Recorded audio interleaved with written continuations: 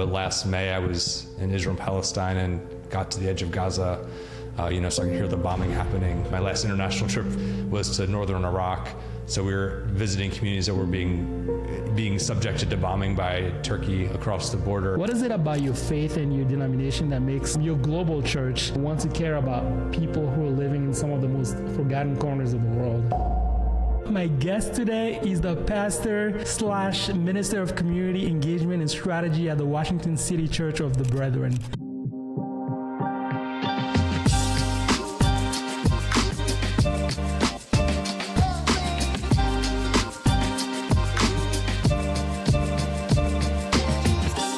Pastor Nate, welcome to the show. Thank you. It's good to be here. Correct me if I'm wrong, but I believe you're the Washington City congregation within the Church of the Brethren, correct? Mm-hmm. Can you tell us a little more about the Church of the Brethren? It's a relatively fluid structure. We're within the Protestant wing of the broader church, and from what is called the Radical Reformation. So during the Reformation time, there was a group of Anabaptists who were kind of outside, so no one liked the Anabaptists, and so we're essentially related to that. We came about in 1708, so we were Anabaptist, kind of Mennonite adjacent, and also Radical Pietist in Germany. And so within relatively soon came to the U.S.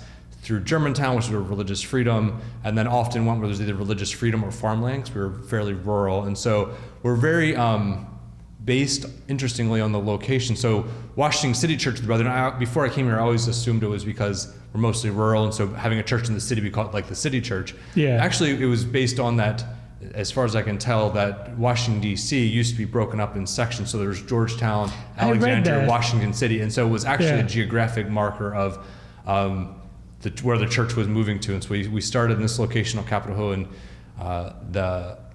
late in 1899 is when we built this church. The church started a few years earlier, a little bit away from here. When my beard gets a little longer than this, people often will greet me "Salam alaikum," assuming I'm Muslim, or say "You look like you're Amish," or occasionally Abraham Lincoln. And so it's actually related to, we're kind of related to the Amish. And so traditionally you wouldn't have collars like this. You'd have an uncollared shirt and jacket, as well as no tie. And so there's I won't give you the whole history, but there's a lively conversation of how that developed and how it evolved. The part of it was really a notion of nonconformity, and so being separate from the world, in the world but not of the world, and kind of sort of stepping away. And so we were always been very engaged both in issues of service and peacemaking, but often in this maybe a little step away. But we've also for since the beginning of the more formal ecumenical movement, we've been part of that. So I sit on the National Council of Churches board, for example, representing us, part of the World Council of Churches. And so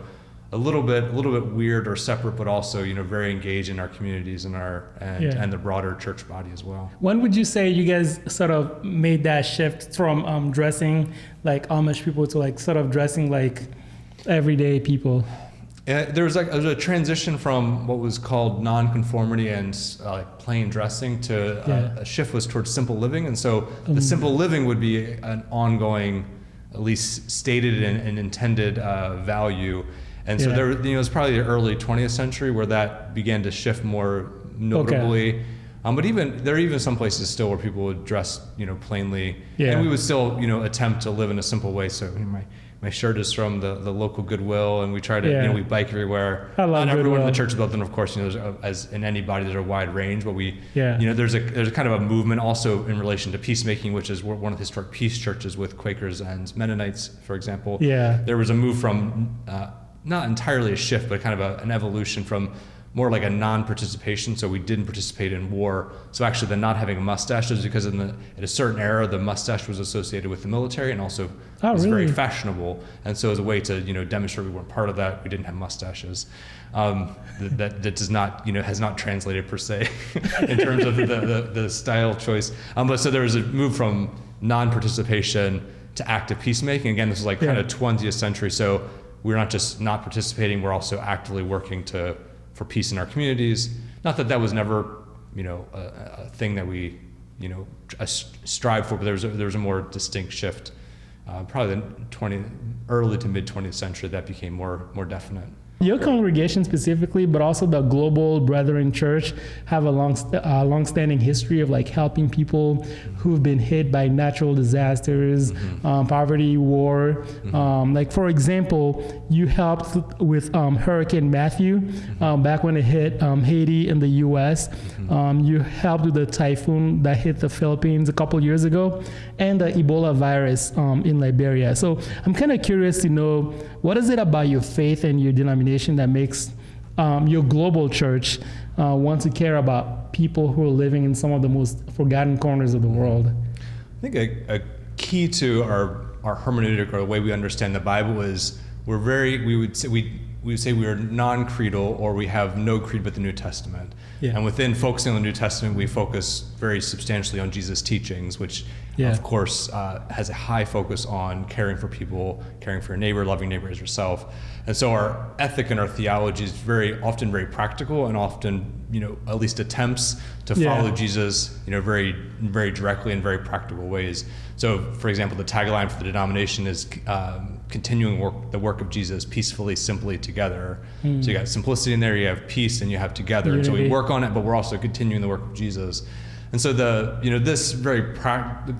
our faith is often seen as very practical, and we have, for example, our central liturgical practice is what we call the love feast, which is again, as all things evolved somewhat over the years, but basically a participatory reenactment of the Last Supper. And so we do a meal together, we have communion, we have foot washing, and this idea of washing each other's feet as a practical expression and almost training for how we care for our neighbors. Interestingly, we do, as you know, we do a fair amount of work internationally now. To your West Africa conference, my first work with the denomination was 15 years ago. We went to work in Northeast Nigeria with the Church of the Brethren there during the first part of the Boko Haram crisis.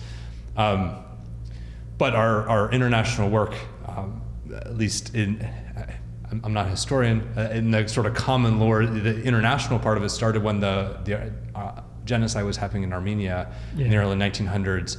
And we didn't really have policy or kind of a process for doing international work, but we felt called during our annual meeting, or it's called annual conference now, to reach out in very practical ways. And so there's both this very practical theology of following Jesus, but also an attempt to put that in practice, and also be in community with people around the world, and then take practical measures to address that. Is somehow how it comes as part of our our DNA. I grew up, for example, doing disaster relief work in rural Kentucky when I was a child. From back when I'm not sure when my first one, sometime before I was 10 until high school, we would go and do rebuilding for weeks. So this is like kind of a part of the normal community. So your parents were part of the church? So you were sort of born in the church? Yeah, so I grew up in a Church of the Brethren in Pennsylvania, so in Amish country. My dad was one of the pastors. He was a deacon and then became a pastor, more like in my high school years. In that context, which also relates to Washington City, is we have this, it's called it used to be called free ministry, or plural non-salary ministry, where we have a number of people who are called from within the congregation to serve as pastors and have full-time jobs. So as we mentioned in the beginning, my full-time work is with the denomination doing our policy work. And then for a number of years, for 10 years actually, there was a group of us here at the church who would be essentially volunteer pastors or stipended pastors who were doing this kind of alongside our other work, which has certain gifts and certain challenges. So what made you want to go into ministry in general? I grew up in a context where if you wanted the youth group to have youth events, then the youth group had to organize their own youth events, essentially. So we voted in youth advisors who were adults, and they would kind of supervise us, but they didn't do all the work. And so if we wanted to have events, then we needed to make it happen. And so for a number of years I was in this, and so I grew up with this kind of notion that everyone participates and we all kind of do our part. And then after high school, I didn't really have any sense of what I wanted to do. I didn't think I wanted to go to college, because I thought people just went to college to earn a lot of money, and it didn't seem like that's what I should do, but I didn't know what I wanted to do. And I wanted to do some sort of volunteer service or ministry, and it went with the Church of the Brethren's Brethren Volunteer Service. You have to have gone to college to go internationally. I really wanted to work internationally. And I had only come out of high school, and so I went with Eastern Mennonite Mission, which was a Mennonite associated short-term mission. So I had 3 months of a sort of ministry training in Baltimore, inner city Baltimore. Yeah. And then went for 8 months to Germany, and was actually called back on staff for the discipleship center in Baltimore. And so it was during that time, which was very formative, that I went from not having any sense of what I wanted to do to having a very distinct call towards ministry, but more on the socially engaged side, not really pastoral. So I felt very called to be, like, during my undergrad, then you had to do what they call practical Christian ministry every week. So I did homeless ministry around soup kitchen. I did some tutoring of refugees for 2 or 3 years, and a range of things. And so that really opened my eyes to the types of engagement around the world. And so that was the turning point. There's definitely a formative piece of having grown up in a context where people, everyone was engaged in some way. But it wasn't like I was aspiring to follow after them, at least consciously. Maybe there was somewhere in there. I love that. Honestly, if I were to ever go into ministry, and I really want to someday, I really kind of want to do it the way you've been doing it. Just being out there with people, doing life with people, and like supporting them and showing up when people need you, and like sort of building community. Mm-hmm. As opposed to what I've seen in some of the biggest churches in the world right now, where the pastor sort of shows up on stage every Sunday morning, delivers a sermon, and you don't see him again until like the next Sunday. I just feel like there is a sort of personal reward that you can get out of like being out there in the community, doing life with people, meeting them on a regular basis. So I really respect that. You preached a sermon titled God's Economy of Abundance. And first of all, I just kind of wanted to know, what did you mean by God is a God of abundance? And second of all, what sort of inspired that sermon? I'm kind of trying to get a general idea of where you get your sermons and how you decide to preach them. I have to think back of what I was thinking. My process is, this might be a half step the wrong direction for you, but my process is our church, not by mandate, but by kind of practice, follows generally the lectionary. So there's no requirement that we do that, but this is what we've done for at least in the last 10 or 15 years. And so the beginning of the week, I start, if I'm a little better, if I'm traveling, I might try to do the week before. I only preach about once a month. Is my spouse, Jen, and I are two of the co-pastors. We're working to get a third pastor. And so we kind of rotate. We have guest preachers, and so all the time I usually preach once a month. And beginning of the week, I start reading the passages and both listening for the Spirit, but also engaging with what's happening in the world and what catches my eye and what catches my imagination. And as noted, I do what's called the Office of Peacebuilding Policy is my kind of full-time role, and I direct that. And so I'm engaged throughout the week in a range of coalitions and organizations that are engaged in a range of policy or social issues. And so for better or worse, being in DC on Capitol Hill and doing that work, what is in my mind a lot is what's happening around us politically and socially. And so much of both economics and also the political culture is in my reading based on a notion of scarcity, and that we need to protect what we have against people who might be trying to take it from us, or we need to kind of outcompete or outwin. And reading this passage and asking the question as you I guess read about Jesus' first inaugural miracle of creating the wine, the question I was asking, why? It feels like they're in a world of urgent needs. It feels like there was probably more urgent things to do than to protect a family's party and the social shame. Not that social shame is not a significant thing, but it didn't feel like all the sick people in the world. Why would this be the thing? And what it felt like in my side reading, my conversations and thinking, well, this is a sign or a sort of signal of God's abundance. That God is showing up, and as I noted in that, throughout the scriptures, this notion of abundant oil and abundant wine and safety is, a sign of wellness and wholeness, and in our thinking, a sign of shalom and peace. And so when we think of how God shows up and meets us with grace when we often fall short of what we might feel like we've earned it. God shows up and meets us. God shows up in communities through individuals. People are with us, and so part of this continuing the work of Jesus, or continuing to follow in the way of Jesus, and this kind of my hermeneutic of thinking about service and peace made me, I guess, reflect on this of God's abundance and participating with God's abundance and God creating. And, there's many places in the world where there's a lack, of course. Yeah. Many people would experience lack, but this is mostly often, I don't know what the statistic would be, it's often created by, inappropriate human competition, or, someone else pushing someone else out, or over consuming. And so the idea of God's way is somehow fundamentally different than how we often function was what I was trying to get at and trying to think about. Yeah. And I think the risk, from at least a North American, relatively well off, standpoint is that it's easy to kind of read that as like God's abundance sounds a lot like consumerism. So like God is abundant, so I should just live it up because right. I should live well, I should be relaxed. So I think that the tension that I think we're really struggling with or working at intensely now in the advocacy space is how do we care for people who are doing very difficult work?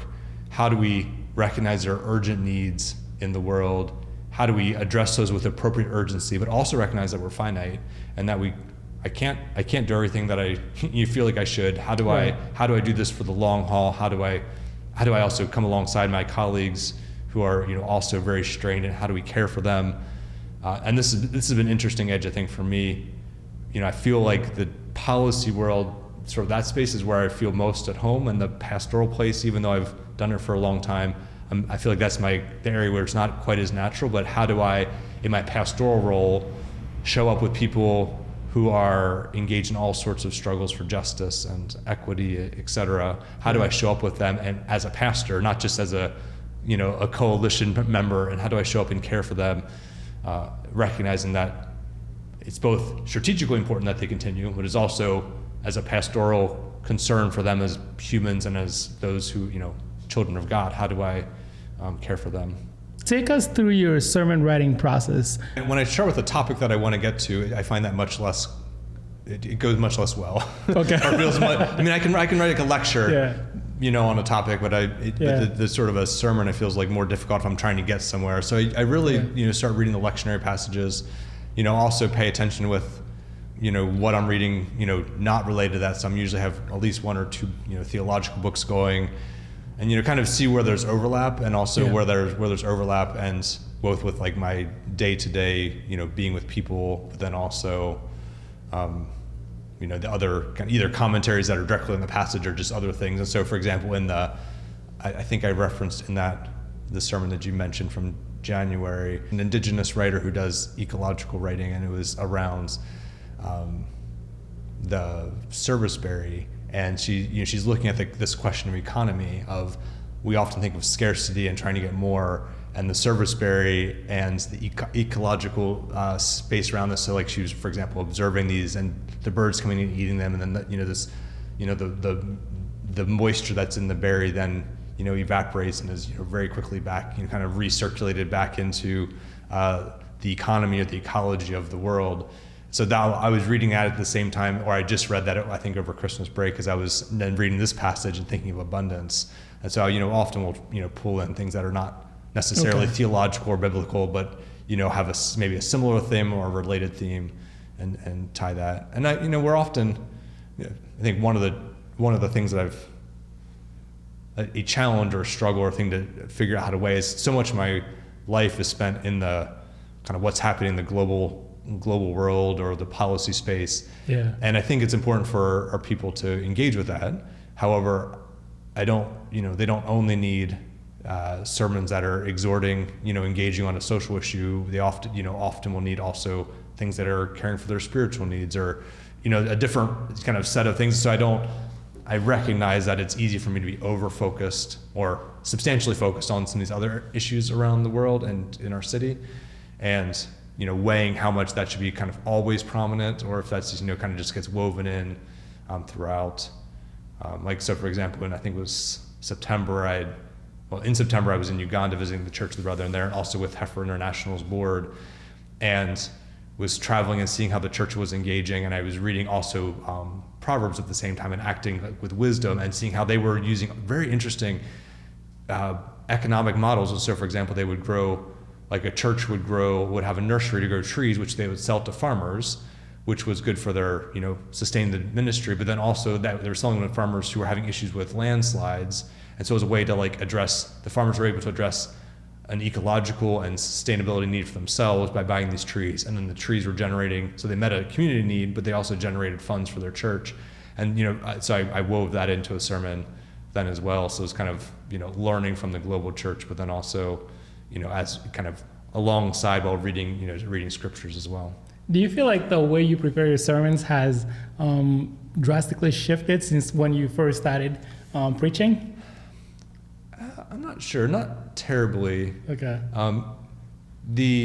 Because we started about the same time, so we moved from Nigeria to DC in 2012 in March, and so immediately started attending this church, and they had a pastor for a while, and so we started preaching. We weren't called as pastors for about a year or so, but we were preaching already. And so but I came with this job, and so I was always working on this job. For a little bit there, I was doing a PhD for a few years, and so then then I was probably getting, maybe to the chagrin of others, that I was getting a little too much heavy theological quoted in in my sermons, but because I was reading academic theology all the time. So I think the process has been somewhat consistent. Are there any people out there, writers or like preachers or theologians that you looked up to coming up, that you really used as inspiration? I think I've been fairly eclectic. I did my undergrad, I grew up Church of the Brethren as noted. I did my undergrad at an evangelical school, and then did my master's at a Catholic institute in international relations. Then I did my PhD with a Reformed theologian. So I feel like I've kind of been, I'm not sure that makes me a better or worse theologian, but I'm kind of, touching a lot of folks. But I wrote my PhD on the work of Stanley Hauerwas, on his work on peacemaking. So, that was a sustained engagement with his work for a while. I feel like I haven't as much since then. Maybe that's what everyone does when they graduate. You just kind of stop reading what you spend so much time reading. But I feel like it's been it's been fairly diverse and intentionally diverse as well. Trying to read across both disciplines as well as regions and traditions as well. After a couple of years of living in the U.S., I've noticed that a lot of people use the notion of, this whole concept of the separation of church and state as a reason for why church should stay out of, politics and not be involved in the government and policy making. How do you personally feel about that? Should church be involved in politics, or should we stay out of it and let the politicians make all the decisions? Is it even possible to do that? Well, I think it depends. Hauerwas, for example, would say that everything is political. So everything we do is somehow political. It's, when we preach, the proclamation of Jesus as Lord is clearly, historically and currently a political statement. It is. Which is, I think, different than being in politics proper. And so that's, that I feel like is where, how you define it and what I would say Christians definitely should be socially engaged, most definitely. And I think if you're going to engage in issues like hunger, you need to ask the question of why people are hungry and not just try to always get them food. So we should work on getting people food very practically. So this church for 40 years had a soup kitchen, so we were very clearly making a direct contribution to people's hunger needs. But we also need to recognize why these people why in the 80s in DC there could be 200 people showing up for lunch at our church on Capitol Hill. So what's the systemic issue, whether it be systemic racism or systemic economic injustice or whatever. And so, that certainly edges closer to politics proper. I mean, it's like a policy issue, it's social, it's a little, maybe not politics proper in terms of engaged in Congress. But we also have a lot of friends, congregants who are also Christians who I, trust and see to be faithful, engaged directly in the political sphere. I think, for me, I feel called to be engaged. I don't feel that I could be properly in politics. And so for example, being a staff person in Congress, for example, would be something that I do not feel called to do, but I have people who I, appreciate and, have no doubts of their faith that are doing that in very faithful ways. But I don't feel, personally called to that. And I think, as with anything, working either for denomination, there are certain policies of the church I might not fully agree with, but I, by joining, I, have to, at least what I actively work on is somewhat adjusted, perhaps. I think that would be even more acute in other contexts where you're working in spaces where you're by nature of politics being compromised. There's a sort of process and discernment of what is too far, what is far enough, how does one engage.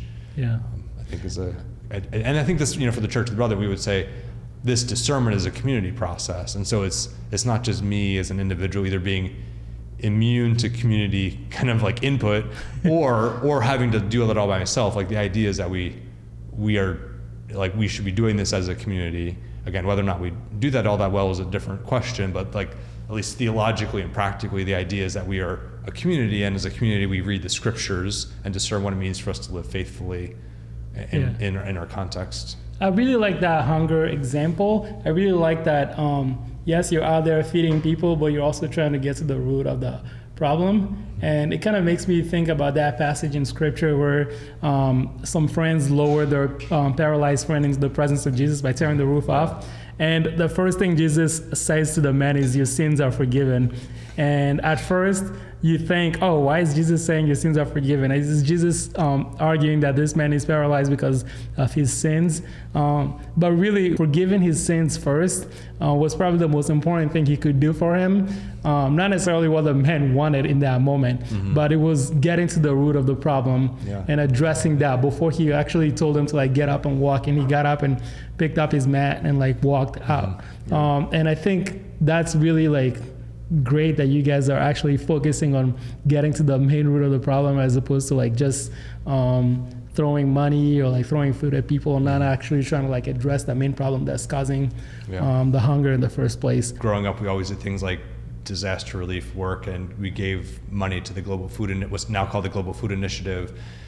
So we always kind of were engaged, but not, my family was not particularly was not at all politically engaged, and kind of in terms of like societal or social kind of like systemic level, not really engaged.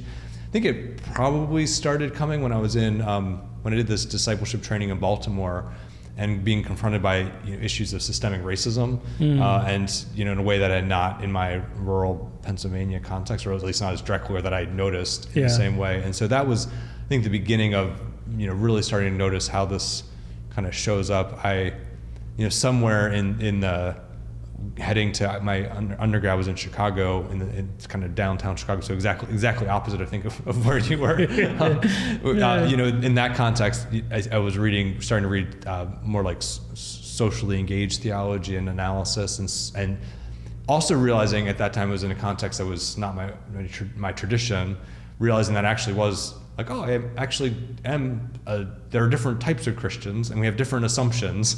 And that's where I began to identify as Church of the Brethren and recognize that I'd always, I grew up just assuming we were, Christians are opposed to war. Like my grandfather was a conscience objector. We all were, this was like something we just did. And I had theology too, but it wasn't like, it was not unusual in that space. And so I, kind of becoming more conscious of the world while having this practical assumption of following Jesus, while also having this, not necessarily super formed, but a peace theology of some sort. I started, noticing, homelessness and engaging directly and thinking about systemic injustice and racism, and like how the world and the system, whatever the system, functions. At that point I wouldn't necessarily like teased out, this is a policy choice, this is a, historical piece, but you start noticing and being formed while also studying theology was an important step. So I think by at least in undergrad it was becoming it was emerging as a theme, more in a more definite way. I love that. Do you remember the first sermon you ever preached? I think the first like proper sermon was in a preaching class at my undergrad. Okay. I'd like led Sunday school and things, and like led Bible studies at least back into high school. Yeah. But that was not. I don't think I ever did any like official preaching. Yeah. Do you remember if you were nervous at all when you did that? The Sunday school things were in a context that I knew everyone, and so it was not necessarily nerve-wracking. And the classroom was just a classroom, so maybe a little bit, but not any like acute fear or anything. Yeah. Wow, that was so interesting. You know what else is very interesting? My Stain store. In my Stand store, you can find really important documents and free resources that can help you go beyond as a pastor and ministry leader. We have our pastor toolkit. This toolkit contains a lot of sermon templates, study guides, and ministry resources to help you jumpstart your calling. And here's the best part. You can find a free playlist that I have in that Stand store with some of my favorite sermons ever from some of my favorite preachers in the world. And it's free. You can grab it today. You can grab it right now. Last but not least, in my Stand store, you'll be able to book a one-on-one call with me if you're thinking about starting a podcast, so that I can show you all the different gear that I've been using and also show you what the affordable options are and even teach you how to set that up and use it properly. You see, I've had to watch a lot of tutorials to know how all this equipment works, and I want to make it easy for the next person out there. So if you can borrow a couple minutes of mine and just save yourself a lot of headache later on down the road, I want to be able to help you do that. So book a call and let's have a one-on-one meeting and let me show you all the gear that I've been using, show you how to set it up, and also make sure that you're not spending your money buying things that you don't need or that won't last. All right, that's it for now. I'll let you get back to that conversation. So in 2012, you come back to DC and join the church, and eventually you accept this calling. Did you ever doubt that God could ever use someone like you, someone of your background or upbringing? Was that ever a question, or were you like 100% sure God is calling me, let's do it? I mean, I definitely felt called to ministry in a broad sense and like socially engaged, as noted. That piece has been, I felt, very solid on for a long time. Our local congregation in Pennsylvania, we actually went back to my home congregation to do grad school after undergrad. Yeah. And then, so that they were part of the call, and we were invited to join a team that was going to South Sudan. Midway through grad school, we almost dropped out and had this big discernment process, but then the project fell apart, and so that paused. And then we were, so by that point we had and even going to to do this volunteer service after high school, like that, there was a very distinct, I had to raise money for my congregation. So there was already a community discernment, not necessarily pastoral ministry, but definitely towards something. Yeah. So I think in that way, there's not necessarily, there were some pretty major bumps in my faith in undergrad in a pretty substantial way. But I think kind of once we got through that, at least the kind of broadly defined ministry, I felt pretty confident. I think the pastoral has been much less clear and much less certain. We proposed, so as noted, my wife Jen and I are to the current two pastors, and were from the beginning. So the church was down to very few people and in a pretty rough spot overall, and hadn't had a pastor for a number of years. Right. They had a pulpit supply, someone who's named Jeff, who was preaching every other week, and it was worked at a 911 call center. And so we, with him, had this idea, because of my background in this church, had this free ministry model to propose going to a multi-person team ministry. And so in that context, we put it forward. I would say, so I think the pastoral specific, it just felt definitely less certain and less natural. But the notion of being part of the church that is engaging the world has been has been consistent. Yeah. And so reconciling those has been has had ups and downs, I guess. For anyone out there who wants to be a pastor, do you think a formal seminary education is necessary? I didn't go to a formal seminary, so I guess right. I wouldn't say it's also slightly complicated for them to ordain us, because neither of us had quite done the proper seminary. Yeah.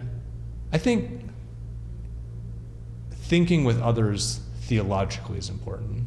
I think in the current church context, where fewer churches are hiring full-time pastors in the traditional way, it will be a necessity to adjust how we think about training.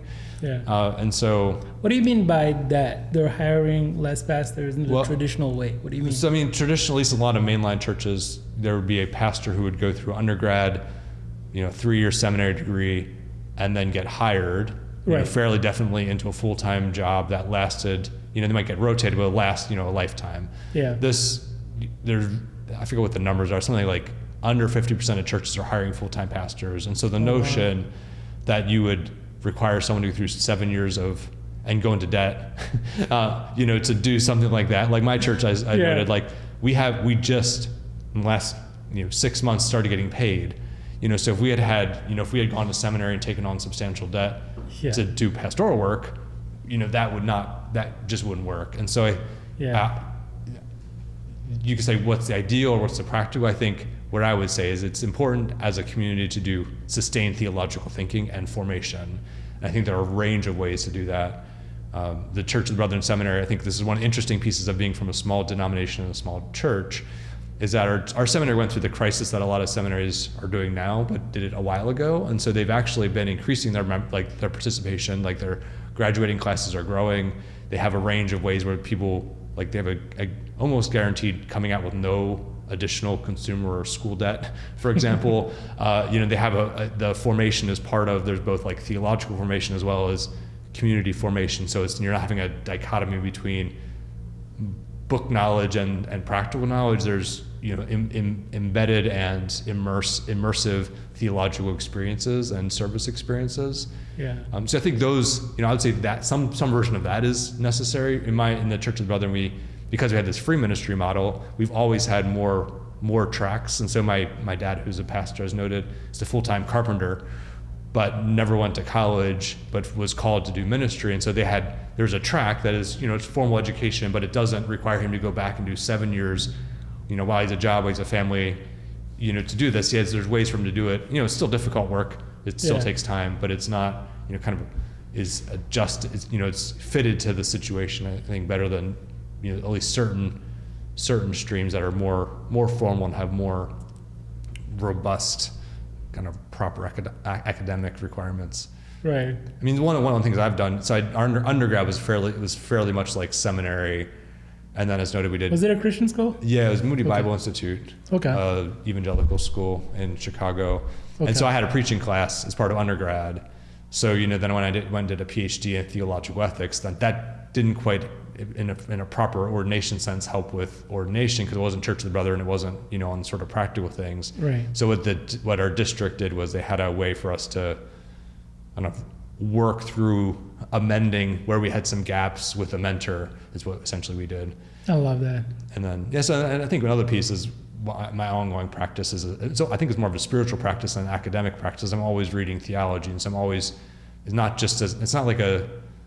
not trying to like necessarily get better at it, but it's like a practice, a spiritual practice of ongoing reflection with other writers has been something that I found really helpful. So let's just talk about mentorship real quick, because you just briefly mentioned that, but how important is it to like have mentors in the ministry space? I mean, it seems important. I would say I feel like I've not been good at having a mentor. And so during our ordination process, I had a mentor I had to meet with a couple times a year, which is, fairly thin amount. It wasn't a whole lot. And I haven't been good in getting a mentor or a coach, set up now, either for my more policy-oriented work. Yeah. But I've been noting the need, and especially in a small congregation where we're tend to do a lot of the things. It's easy to run out of whatever the spiritual steam. And so I've noted the gap, and it's something I've actually identified as something important that I've been missing, but I have felt the need to. So you strike me as someone who reads a lot. Do you? Yeah, I mean, a fair amount. I have a 6-year-old, so it's hard to read all the time, but so yeah, I mean, that's, there are ways where I've like sort of amended that. So there's a coaching through Harvard Business Review, coaching, it's called Coaching Real Leaders, a podcast. And so I've been listening that, which is kind of helpful to think professionally, because I'm like listening to a conversation, which is not quite direct, but that's, I found those sorts of things helpful. There's also one by Luther Seminary around, church life now. It's called the Pivot Podcast, and that I've also found that as a helpful thought partner to be thinking alongside. But I have noted the need. One of the things they note, for example, which is talking this question of theological education, is there's an older model of formation for ministry that is more mentorship oriented and less formal academic, university based, that it feels like are kind of where we're headed. And so that doesn't mean there's not particular use for deep thinking and academic theology, but the need for training in very practical skills and walking with people as we think together does seem important. But again, I'm not a good role model to. It feels important, but I'm not perhaps done that like I should. Yeah, one of the business gurus that I follow on social media, his name is Alex Hormozi. I don't know if you've ever heard of him, but you know how people talk about how you're like the sum of like the 4 or 5 people that you spend the most amount of time with. I used to think that meant that that had to be people in your real life, people that you hang out with on a regular basis, like people you're married to. And he argues that does not necessarily have to be just people that you spend physical time with, but it can also be people that you're inspired by through reading books, listening to podcasts, or like people that you watch on TV or whatever. Just by spending so much time listening to them or paying attention to them, you can also become a little more like them and start to think more like they do. And that really aligns with, so as noted, I did my dissertation writing on Stanley Hauerwas, and he one of the things he was known for was something called virtue ethics, and this idea that you get formed through very practical practices throughout your life, for good or not. And so as we think about in the Church of the Brethren, we'd often say discipleship, as we think about discipleship of learning to walk in the way of Jesus, this idea of being formed by particular forces, either direct or indirectly, is a thread that goes throughout. You've been doing a lot of policy work, and I'm kind of curious to know what's the best part of like doing that sort of work globally. What have you learned in the last couple of years? It's often difficult. Is it? Because you're almost by default, usually working in contexts that are difficult. And so, for example, last May I was in Israel-Palestine and got to the edge of Gaza. So I could hear the bombing happening, and visited people from the kibbutz that had the initial attacks from Hamas, and so both knowing Palestinian Christians and trying to walk with them and thinking, how do we work to improve the situation? It's very difficult. I think the other facet of that is it means I've got to be with a lot of people. So just before COVID, my last international trip, until somewhere through COVID, was to northern Iraq. So we were visiting communities that were being subjected to bombing by Turkey across the border, and so we were visiting with an Syrian Orthodox church, I believe. And met with them, and then we were able to go down to a monastery near Mosul that had been there since 363. And so, being with these historic faith communities and getting to know people has been very beautiful. And also, it's the work is difficult, but it's also very meaningful, in that it's you can always appreciate it that is needed, which is it means it can easily to get kind of weighed down by it. It also means that it's I wake up most days ready to do it, even if I'm feeling tired like this. I have a sort of a compulsion or an urge to do it. So that's been I think having that through has been been important professionally and spiritually. One of the things that I really personally believe in is that how you live your life from Monday through Saturday can be a bigger sermon than anything you can ever preach on a Sunday. Can you sort of talk us through what your Monday through Saturday generally look like? One of the things I do, for example, is I sit on a number of boards, and so next week I'll have almost entirely half the week will be in board meetings. So I'll be on the all-day board retreat with Churches for Middle East Peace, doing things that are governance, but also policy specific. I'm on the board of Heifer International, which does international development work, and so that'll be a lot of Zoom on Monday from I think 10 till 6. Quick question: how do you have time to do all this stuff? Well, it's part of my job, at least. I'm not just doing it on the sides, but it's plenty. So I do that sort of thing a fair amount. As noted, we have some art shows coming up, so I've been texting back and forth with the artist, and we've been doing outreach to sponsoring organizations. So I've been in email communication this morning with folks who might join in and add their logos and support in a range of ways for this show. I love that. We occasionally, I don't do a ton directly with Congress, but I will meet with congressional offices at times. A week or two ago, the State Department reached out and wanted to talk about Nigeria, and so I met with it's not quite the ambassador for international religious freedom, but until they have an ambassador, he's like the top person. So I had a one-on-one with basically the ambassador for international religious freedom, talking about Nigeria.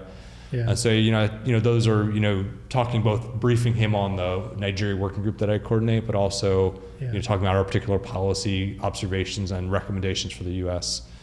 and government. So there's a few of the things. There's a lot of that coalition organization work, but then also I've identified a need to do more writing, which has been hard to block out time to do, but I'm attempting to do a bit more writing. You're getting as well. writer's block?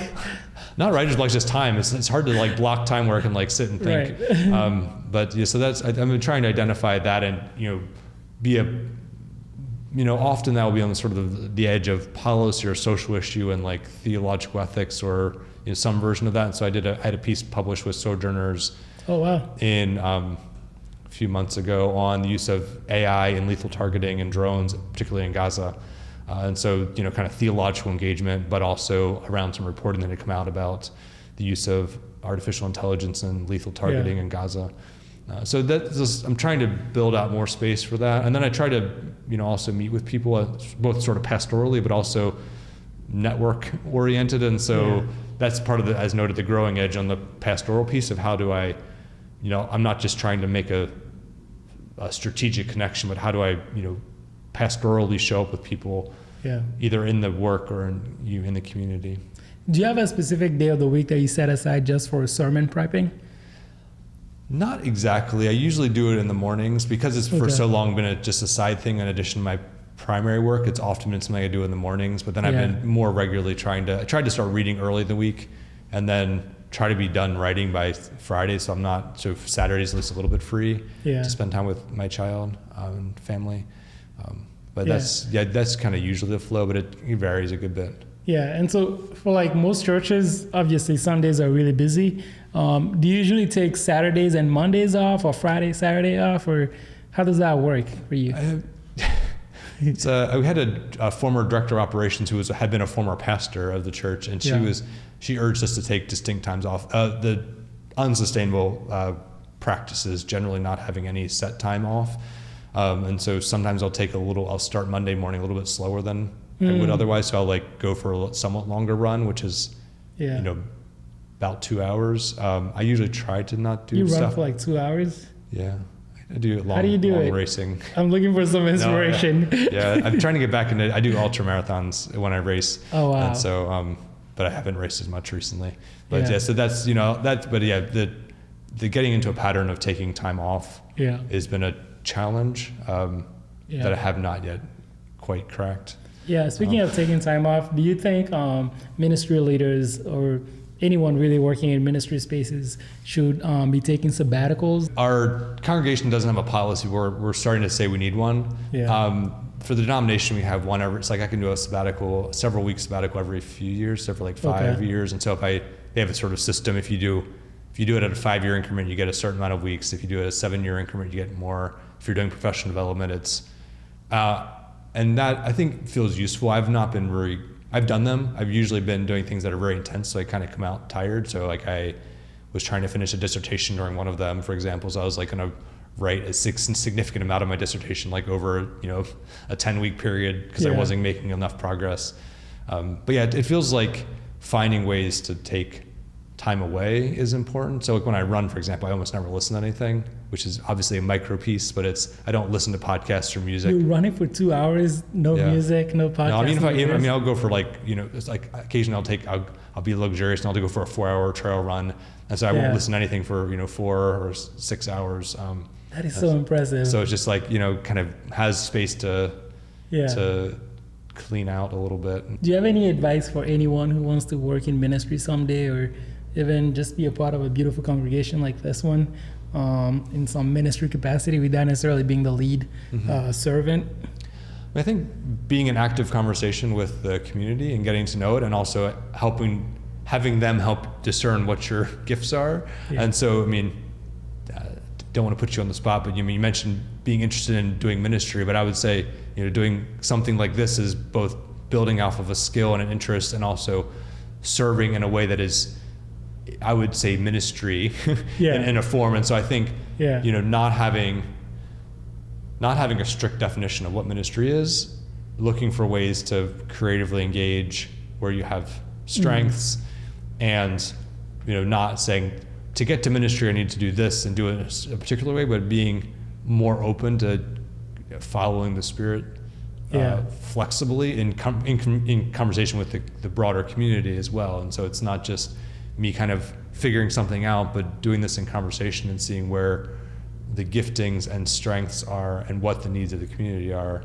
I think one of some of the podcasts I've been listening to, one of the critiques is that, we often, in a context of many churches declining, we often assume we need to keep the structure as it used to be or always has been. And so then what that means is you need to manage committees and do things that have always been, but that doesn't necessarily line up where people have skills or passion. So you end up burning people out by getting the same people to do a lot of things in ways that are not necessarily life-giving to them. And so I think working to shed some of the notions of what it means to be in ministry, I think would be part of it. And then, taking some very practical steps also feels like an important way to not wait until you have it figured out to do it, but just kind of get on with it.